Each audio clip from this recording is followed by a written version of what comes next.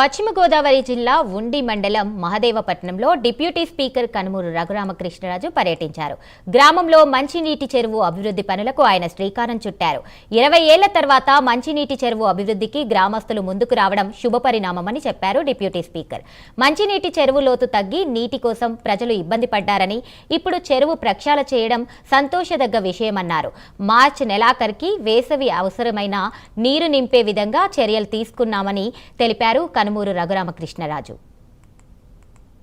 Major పంచాయతీలో రామచంద్రపురంలో ఒక primary health centre, అంటే మనకి ఒక హెల్త్ సెంటర్ తో పాటు ఒక వైద్యం చేసే వ్యక్తికి కూడా అకామిడేషన్, ఒక బెడ్రూమ్ తో పాటు చక్కగా వంట వసతితో ఇక్కడే ఉండి అర్ధరాత్రి ఏ ఎమర్జెన్సీ వచ్చినా కూడా అటెండ్ అవడానికి వీలుగా ప్రైమరీ హెల్త్ సెంటర్ నిర్మాణానికి ఇప్పుడు శంకుస్థాపన చేశాం. 6 నెలల్లో పూర్తి చేయాలి. సంబంధిత అధికారులతో మాట్లాడినప్పుడు 4 నెలల్లోనే పూర్తి చేయడానికి ప్రణాళిక మేము వేసుకున్నాం. తప్పనిసరిగా 4 నెలల్లో పూర్తి చేస్తామని చెప్పారు. ఒకటి ఆల్రెడీ రన్నింగ్ లో ఉంది మహదేవపట్నంలో. ఈ రెండోది కూడా వస్తే ఈ మేజర్ పంచాయతీకి అన్ని విధాల హెల్త్ పాయింట్ ఆఫ్ వ్యూ లో ఎటువంటి ఇబ్బంది లేకుండా ఉంటుంది. అలాగే మంచినీరు చెరువు కూడా సామర్థ్యం తగ్గి కొన్ని ఇబ్బందులు ఎదుర్కొంటున్నారు. 20 సంవత్సరాలుగా ఆ చెరువు రిపేర్ చేయలేదు. ఆ చెరువు రిపేర్ కూడా మొదలుపెట్టి మార్చి నెలాఖరికి కంప్లీట్ చేసి రేపు రాబోయే వేసవికి ఎటువంటి ఇబ్బంది లేకుండా ప్లాన్ చేశారు. మైక్రో ఫిల్టర్ వచ్చిన తర్వాత